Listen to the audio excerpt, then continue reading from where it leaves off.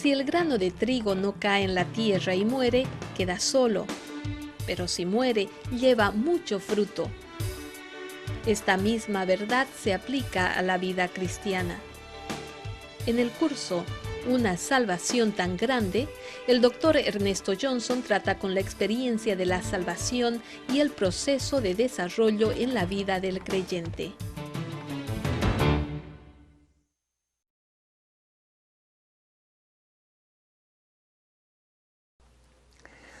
En esta 15ª lección de nuestro estudio, Una salvación tan grande, ya nos encontramos en Romanos 8. Hemos venido respirando aire del cielo, porque en lugar de la derrota de capítulo 7, Pablo ahora va entrando y caminando en la victoria de la cruz. Larga ha sido la trayectoria desde la condenación de capítulo 1, la ira de Dios soltada contra la injusticia del hombre y la justicia propia. Nos llegó la buena nueva, Cristo, nuestra propiciación, y luego la justificación que nos declara justos. Después, nuestra solidaridad con Cristo. Antes con Adán, que nos involucró en el mal, pero ahora Cristo, que mucho más nos involucra en el bien de su triunfo. Tomamos nuestra posición con Él en Romanos 6, identificados en muerte, sepultura y también en vida nueva, también muertos a la ley, sus demandas y su condena. Hubo la desviación de 7 a 25, ese altibajo de Pablo luchando consigo mismo. Pero por fin en 7:24, él gritó en desesperación, en total quebrantamiento de corazón: miserable de mí, ¿quién me librará? De inmediato se oye la gratitud. Gracias doy a Dios por medio de nuestro Señor Jesucristo. Y en 8 ya Pablo va explicándonos la victoria, porque ahora ningún tipo de condenación hay para los que están así unidos en Cristo, según su posición, pero también según su condición de andar ahora no conforme a la carne, sino conforme al Espíritu. Y él explica que la ley del Espíritu de vida en Cristo Jesús me libró de la ley del pecado y de la muerte. Ahora entramos como creyentes, pues, en esta gloriosa victoria. Se destaca la frase en 8, 1 y 4 y más adelante: no conforme a la carne, sino conforme al Espíritu. Esto es lo que mantiene el creyente en su andar. Siempre la posibilidad de hacerse a un lado y oír las demandas de la carne, pero realmente no nos corresponde, al contrario. Él también dice a la vez que el Espíritu Santo nos va llenando de la justicia de la ley. Antes solo 2 referencias al Espíritu. En 5:5 la regeneración, en 7:6 bajo el régimen nuevo del Espíritu. Pero ahora en 8 vamos a ver 21 referencias al Espíritu Santo. Por eso yo saco la conclusión: Romanos 8 es la presentación de la vida llena del Espíritu Santo. Pero aunque Él nos quiere llenar y nos va llenando momento tras momento a la medida que tomamos nuestro lugar con Él, siempre queda la necesidad de estar muy alerta en cuanto a la carne. Porque termina versículo 4 diciendo: para que la justicia de la ley se cumpliese, se llenase en nosotros, que no andamos conforme a la carne, indicando de ninguna manera, por ese camino no, terminantemente no, pero también ahora la puerta que nos abra conforme al Espíritu. El Espíritu está dispuesto y a la medida que tomamos nuestra posición con Cristo, el Espíritu nos va llenando. Si Romanos 8 nos presenta la vida de plenitud, la vida llena del Espíritu, es interesante que en esta porción teológica y doctrinal, Pablo no habla nada de cómo nos llena el Espíritu, solo que nos va llenando, porque no hay patrón que imitar, no hay ayunos que hacer, ni la búsqueda de una experiencia, por grandiosa que sea, ni tampoco buscando la manera de hablar en lenguas, porque realmente el Espíritu nos ha sido dado. Romanos 5:5 dice, el amor de Dios ha sido derramado en nuestro corazón por el Espíritu que nos fue dado. Y por eso no tenemos aquí ningún patrón que imitar. Más vale que Él siga llenándonos de cómo Él nos llega. Puede haber una variedad de recepciones de la plenitud. Puede haber, es cierto, la variación de muchos, pero lo importante es no buscar ningún patrón, sino más bien someternos a la verdad de la cruz, tomar nuestra posición. Si yo me ocupo en tomar mi posición con Él, el Espíritu Santo se ocupa en irme llenando, capacitándome para una vida de victoria en victoria. Ahora, en capítulo 8, versículos 5 a 8, Pablo da un paso a un lado para darnos la polarización, el tremendo cambio entre estos dos caminos, maneras de andar, modus operandi, maneras de operar. Por un lado tenemos la carne, por el otro lado el espíritu, tan distintos. Nos hace pensar en lo que Cristo dijo, hablando a Nicodemo, lo que es nacido de la carne, carne es. Lo que es nacido del espíritu, espíritu es. Y por eso Pablo pone en agudo contraste, viendo en el incrédulo la carne dominando, la posición del creyente en el espíritu. Lo triste es que como una anomalía, a veces el creyente temporalmente va caminando tras la carne, pero no le corresponde ese camino. En contraste dice, los que son de la carne piensan en las cosas de la carne, pero los que son del Espíritu en las cosas del Espíritu. Y luego pone lo antagónico que son estos dos caminos. Y por fin dice, y los que viven según la carne. Claro, el creyente, 100%, aquel solidario con Adán. Pero también tenemos que reconocer prácticamente que a veces el creyente como Pablo en Romanos 7 se presta a la carne. Y dice que tal no puede agradar a Dios. Pero ahora en 9 a versículo 13 tenemos el argumento final. Pablo está llegando a la conclusión y razona de esta manera. Los que viven en la carne no pueden agradar a Dios. Pero por contraste dice, más vosotros. Pero vosotros no vivís según la carne, sino según el Espíritu.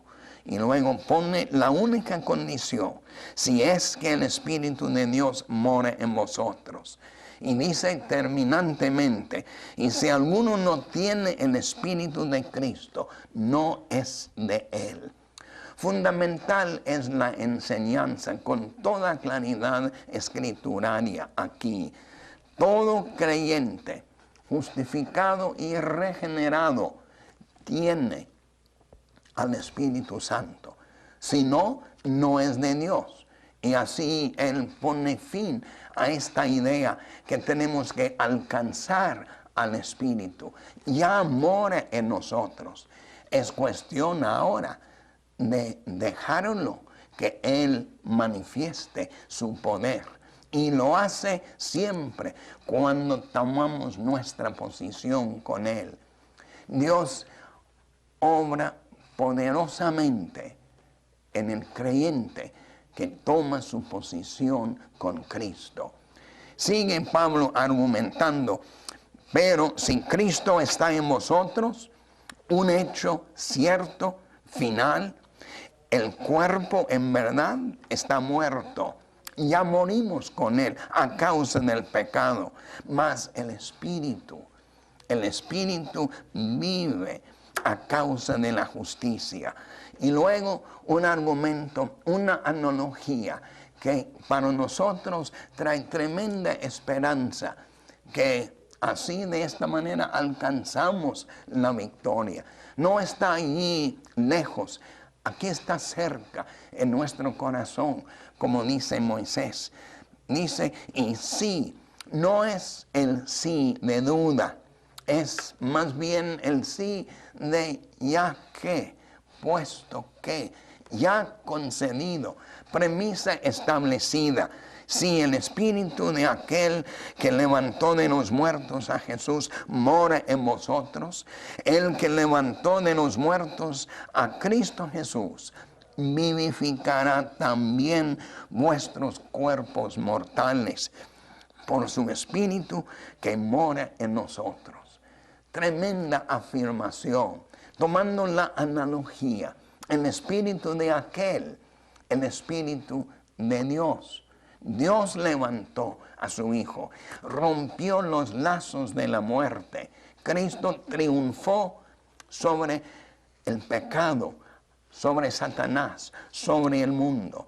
Ese poder espiritual que lo levantó, dice Pablo, vivificará. Del mismo modo, así también nuestro cuerpo mortal. Es cierto que vivimos en un cuerpo débil, propenso al mal. Aún en este capítulo de Victoria, él dice, deudores, no a la carne, implicando la posibilidad de vivir menos que lo que nos corresponde. Sin embargo, dice, al alcance nuestro, es ese mismo poder, esa misma dinámica, ese mismo dunamis, el poder transformador para vivificar nuestro cuerpo mortal. Y por fin, en 12 y 13, llegamos a lo que considero la palabra final. Desde 5:12, cuando habló él de cómo entró el pecado en el mundo, ahora estamos ya al final de esta jornada. Dice así que, conclusión por deducir, hermanos, porque habla a los que son de la familia de Dios. Deudores somos. La sintaxis es enfática. Deudores seguimos siendo, pero aún aquí una palabra de advertencia, porque dice no a la carne. El mero hecho de que él dice que no implica que yo también puedo caer de nuevo en el orgullo, la rebeldía, la impureza, la amargura, la mentira, en esas actitudes que caracterizaban a Adán y a sus sucesores. Pero él dice terminante y categóricamente, de ninguna manera. Deudores somos, no a la carne, para que así vivamos conforme a la carne, porque si vivís conforme a la carne, moriréis. Tal es el fin, pero aquí no tome en cuenta ese viaje hasta que el fin, porque somos justificados, regenerados. Estamos en Cristo más que triunfadores. Pero Él dice ahora, más, sí, la condición, por el Espíritu, por la dinámica del Espíritu, por depender del Espíritu. Dice Él en versículo 13, hacéis morir las obras de la carne, moriréis. Yo veo aquí el perfecto equilibrio de la victoria. En primer lugar dice, pero no por el camino de la vida vieja, porque en Cristo todo nos es nuevo. Pero ahora sí, por el Espíritu, por la capacidad que Él es, que Él nos da. Las arras, las primicias, el Espíritu Santo, morando en nosotros. Pero ¿cómo puede el Espíritu llenarnos, ungirnos, usarnos, si todavía nos dejamos llevar por la carne? ¿Puede Dios bendecir al orgullo nuestro? De ninguna manera. Incompatibles son el orgullo, la raíz del mal y también la unción del Espíritu. Pero realmente solo Espíritu triunfa. Yo no puedo crucificarme, yo no puedo morir para mí mismo. No soy capaz. Pero yo puedo contarme muerto, contarme vivo. Yo también puedo poner mi voluntad renovada en decir no a la vida vieja, dejando de entregar mis miembros y al contrario entregando la ciudadela de mi voluntad y también mis miembros en obediencia. Y cito Romanos 6, 11, 12 y 13. Tomando esa posición, el Espíritu Santo está en plena libertad para soltar en nosotros la vida resucitada. A mí me corresponde hacer morir en el sentido de decir amén, afirmar que así merezco en Cristo la muerte y no tener parte alguna en ella. Y así yo poniendo mi parte, identificándome con Él. El Espíritu Santo es el que ahora me libera, me da la victoria de momento en momento, de triste, difícil circunstancia en agradable circunstancia. Y como dice el texto, viviréis, viviremos, con toda la plenitud de Dios al alcance nuestro.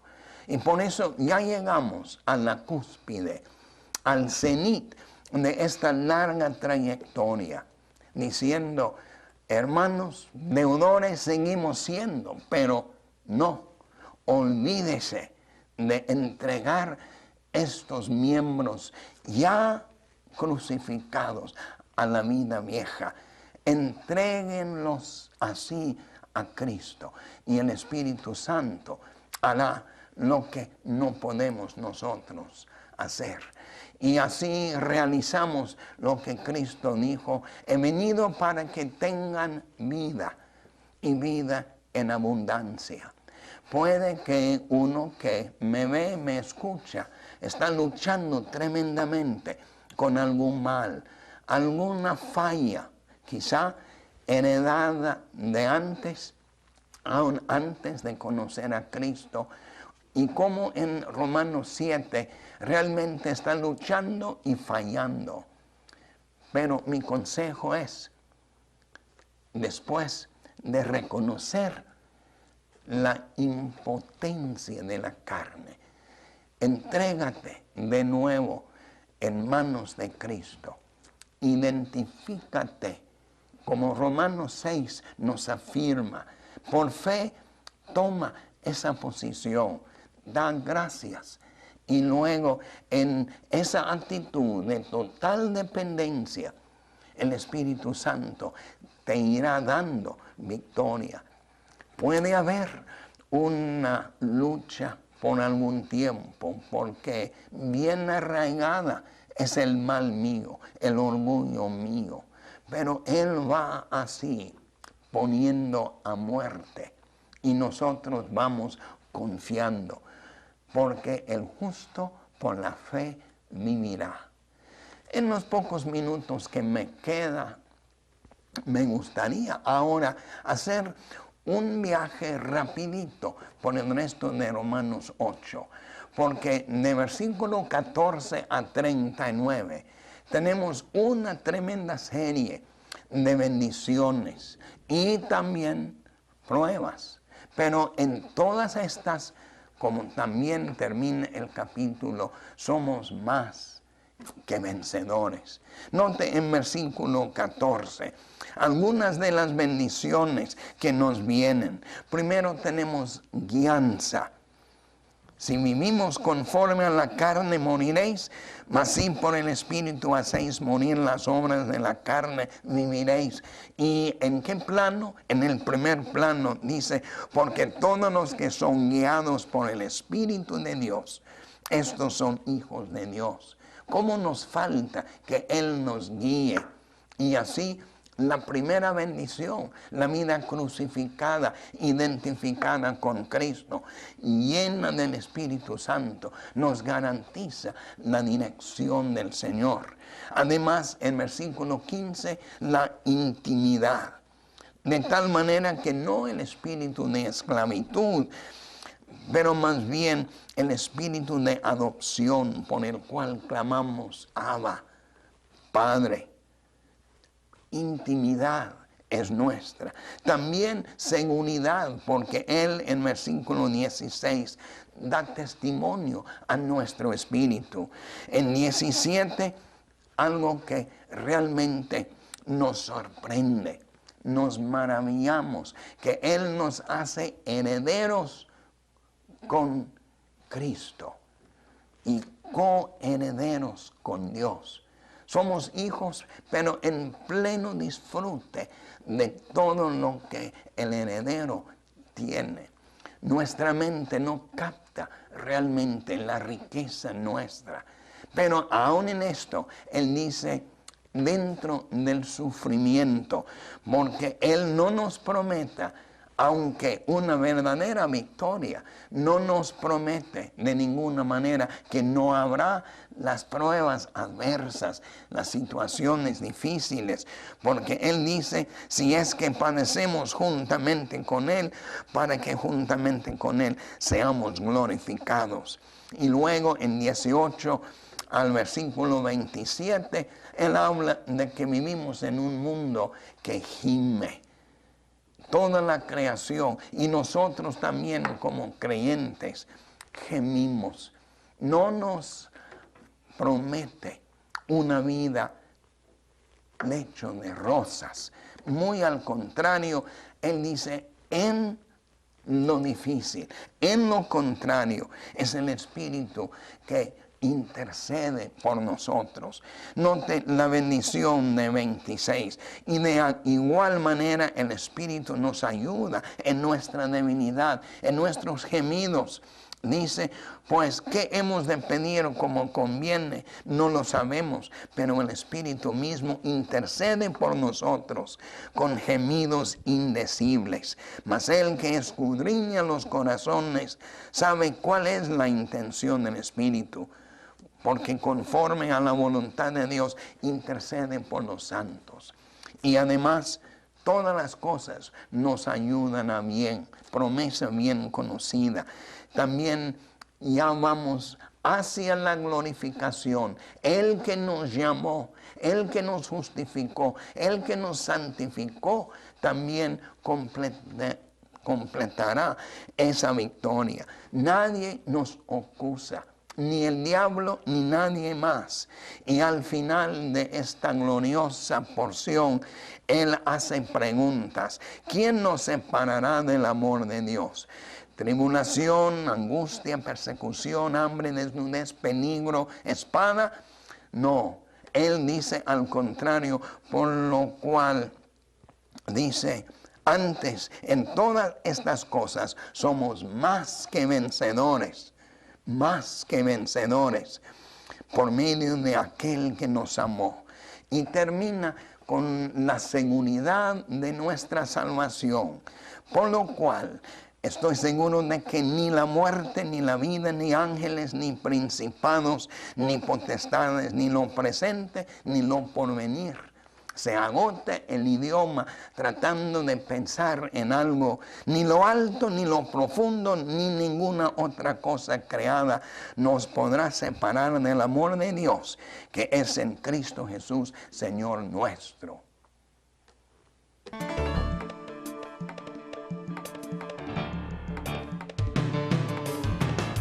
Así concluimos por hoy. Hasta la próxima lección, cuando el Dr. Johnson nuevamente comparta verdades sobre la vida crucificada y resucitada en Cristo, clave para disfrutar en forma plena nuestra salvación.